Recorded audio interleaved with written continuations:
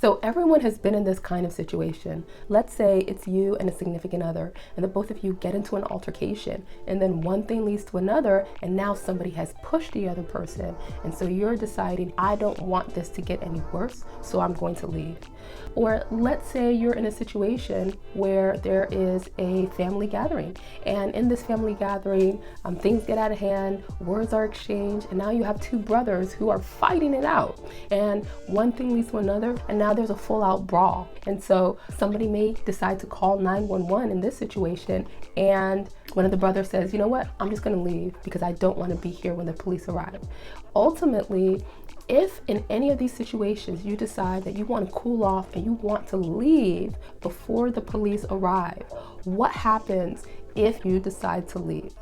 Now, the two types of scenarios that I provided to you, they're both considered under the overall umbrella of domestic violence. And so what makes an offense a domestic violence offense is the nature of the relationship between the people who are involved. So if you are a current or former romantic partner, or let's say you are a family member related in some way, shape, or form, these are all situations and relationships that would tie you into a domestic violence relationship with someone else. And once you're in that situation and a crime is being alleged or a crime has occurred, then these are considered domestic violence offenses.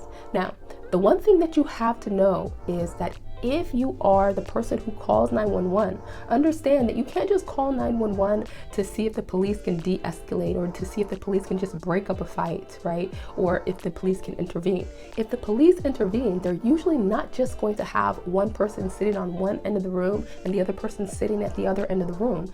If there is someone that's saying that a crime has been committed, meaning that somebody put their hands on someone else or there's some type of threat that occurred, the police may be required to take action. And there are laws in pretty much every state that require police officers to take certain actions depending on what is alleged to have occurred.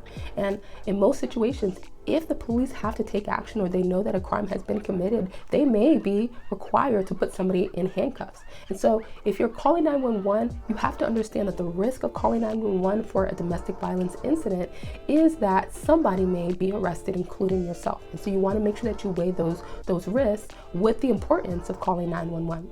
Now, let's say you're a person who is involved in the domestic violence incident and you decide that you want to leave before the police arrive.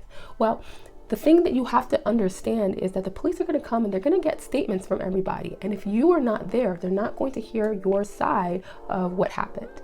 Now, as a criminal defense lawyer, I always tell people you want to be careful with what you say to the police, because oftentimes they can take your statements and turn it around and eventually write a report that has nothing to do with what you actually told the police. So understand that if you're leaving the scene, your voice is not going to be heard. And in those situations, another person can actually make up a story about what happened and you won't be there to defend yourself.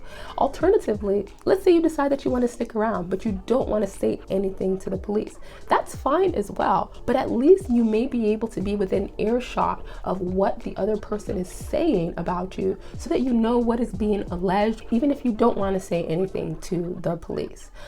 Now, understand that of course this is like a double-edged sword. If you don't say anything, then sometimes the police will try to make you feel as though you've done something wrong. But at the end of the day, you're in a situation where you haven't been arrested yet, so the police are not going to read you your Miranda rights. And you're also in a situation where whatever statements that you make can be used against you eventually if you are ultimately arrested. So you want to be careful about what you say if you say anything to the police. But regardless of what you do, whether somebody calls 911 or not, ultimately what I encourage most people to do is, if you can, see if you can work it out. Because once the police are called, especially for domestic violence incidents, it's hard to uncall them, right? You can't call 911 and then change your mind.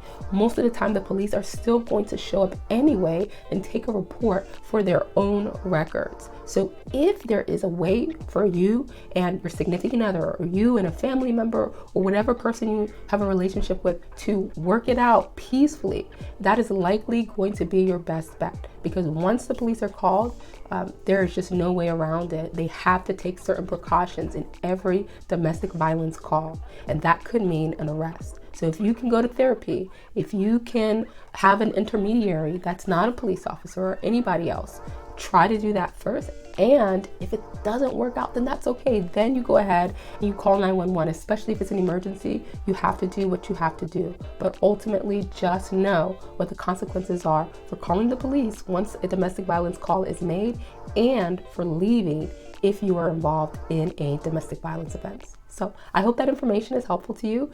If you have any questions, go ahead and comment them below, and I'm happy to answer them for you. And if you found this information helpful, I would appreciate if you liked and followed for more.